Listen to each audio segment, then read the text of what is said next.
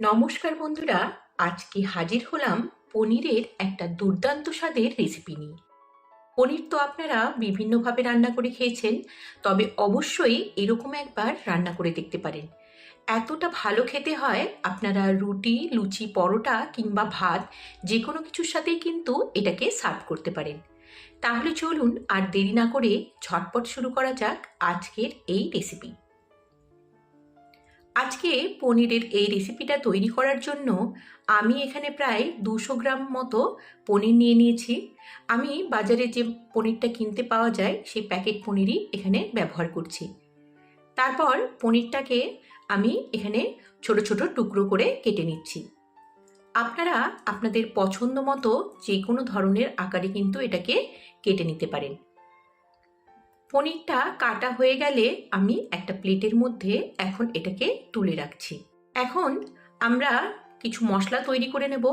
আর তার জন্য এখানে দেখুন, একটা প্লেটের মধ্যে আমি কিছুটা পরিমাণ আদা, প্রায় 1 ইঞ্চি মতো, আর 10 থেকে 12টা মতো রসুনের কোয়া, আর সামান্য একটু পেঁয়াজ নিয়ে নিয়েছি। তো এটা একসাথে আমরা গ্রাইন্ড করে নেব। আর এখানে আমি জলের মধ্যে কিছুটা পরিমাণ শুকনো লঙ্কা, এই 4টে মতো, আর তার সাথে আমি নিয়ে নিয়েছি 5টে মতো কাজু। তো এটাও আমরা ভিজিয়ে রেখে দিচ্ছি। এর সাথে আরও একটা উপকরণ মিশিয়ে আমরা এর পেস্ট তৈরি করে নেব, সেটা আপনারা রান্নার সময় দেখতে পাবেন। এখন আমরা চলে যাই মেন রান্নায়। এখন দেখুন, আমরা গ্যাসের ফ্লেমটা অন করে একটা প্যান বসিয়ে দিয়েছি। তো এর মধ্যে আমরা এখন দিয়ে দিচ্ছি 1 টেবিল চামচ পরিমাণ রিফাইন তেল। আপনারা চাইলে এখানে রিফাইন তেল, ঘি বা বাটার যে কোনো কিছুই কিন্তু ব্যবহার করতে পারেন। তেলটা সামান্য একটুখানি গরম হয়ে গেলে এর মধ্যে আমি দিয়ে দিচ্ছি 1/4 চামচ পরিমাণ হলুদ গুঁড়ো, আর দিচ্ছি 1/4 চামচ পরিমাণ নুন। পনিরের মধ্যে যদি সামান্য একটু জলও থেকে থাকে, তাহলে তেলে দেওয়ার পরে কিন্তু ছিটিয়ে গায়ের মধ্যে পড়তে পারে বা চারদিকে ছড়িয়ে পড়তে পারে। তো সেই জন্যই আমি নুন আর হলুদটা এইভাবে তেলের উপর দিয়ে দিলাম। এরপর পনির দেওয়ার পরে কিন্তু তেলটা চারদিকে ছিটিয়ে আসবে না। তো আপনারা এভাবে কিন্তু ভেজে নিতে পারেন। তা না হলে পনিরটাতে নুন আর হলুদ মাখিয়ে নিয়ে তারপর এটাকে ভেজে নিতে পারেন। তবে পনিরটা আমি বেশিক্ষণ কিন্তু ভাজবো না, মানে বেশি কড়া করে কিন্তু রান্না করব না। সামান্য একটুখানি লালচে কালার এলেই আমি পনিরটাকে তুলে রেখে দেব।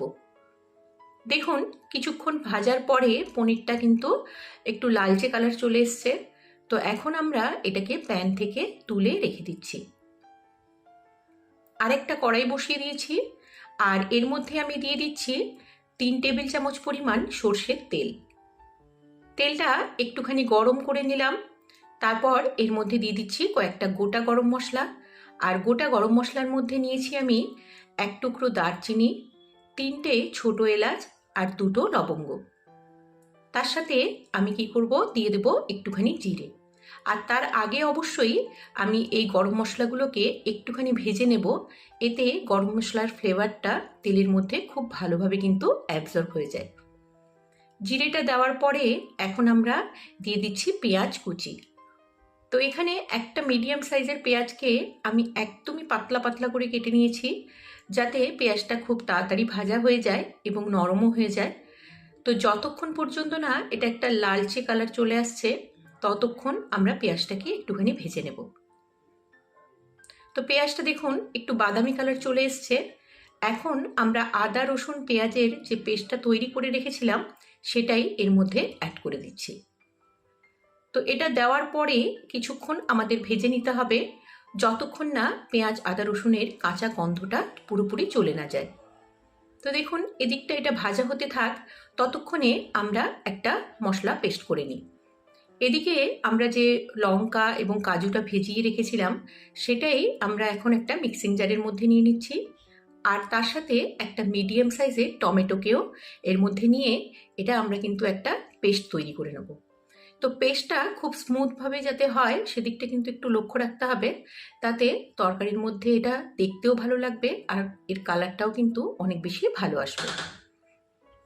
তো এখন দেখুন, এটা বেটে নেওয়ার পর আমি এই রান্নার মধ্যে এটাকে অ্যাড করে দিয়েছিলাম। কোনো কারণে আমার এই সময় রেকর্ডিংটা করা হয়নি, তো জাস্ট আমি এটাকে এর মধ্যেই অ্যাড করেছি। তারপরে এখন এটাকে আমি ভালো করে ভেজে নিচ্ছি। টমেটো আর লঙ্কার পেস্টটা দেওয়ার পর বেশ কিছুক্ষণ এটাকে কিন্তু কষিয়ে নিতে হবে। আর যখন দেখবেন এরকম তেল ছাড়তে শুরু করেছে তখন বুঝতে পারবেন যে মশলাটা কিন্তু ভাজা হয়ে গেছে। আর দেখুন এরপর আমরা কিন্তু এর মধ্যে দিয়ে দেব একটুখানি দই। তো এখানে আমি 2 চামচ পরিমাণ দই ভালোভাবে ফেটিয়ে নিয়েছি, তো সেটাই এর মধ্যে এখন অ্যাড করে দিচ্ছি। আর দইটা দেওয়ার সময় অবশ্যই গ্যাসের ফ্লেমটাকে কিন্তু লোতে রাখবো, না হলে দইটা কিন্তু ফেটে যাওয়ার চান্স থাকে। তো দই দেওয়ার পরে আমি সব কিছু আরও একবার ভালোভাবে মিশিয়ে নিচ্ছি। এরপর আমরা কিছু বেসিক মশলাপাতি এর মধ্যে অ্যাড করে দিচ্ছি। আর এখানে দিচ্ছি দেখুন 1-4 চামচ পরিমাণ হলুদ গুঁড়ো, আর দিয়েছি 1 চামচ পরিমাণ ধনে গুঁড়ো, আর এখানে দিয়েছি 1/2 চামচ পরিমাণ গরম মশলা গুঁড়ো। এখানে আর বেশি কোনো মশলাপাতি দেওয়ার একদমই প্রয়োজন নেই। তো এখন মশলাগুলো দেওয়ার পর আমি আরও একটুক্ষণ ভেজে নেব। যে কোনো গুঁড়ো মশলা দেওয়ার পর 2 থেকে 3 মিনিট মতো লো আঁচে মশলাগুলোকে ভালো করে ভেজে নিতে হবে। এতে মশলার কাঁচা গন্ধটা কিন্তু একদমই চলে যাবে, আর প্রপার টেস্টটা কিন্তু ভালোভাবে আসবে। তো এইভাবে কিছুক্ষণ ভেজে নেওয়ার পর এখন মশলা থেকে ভালোভাবে তেল ছাড়তে শুরু করেছে। তো এই পর্যায়ে আমি দিয়ে দিচ্ছি গরম জল।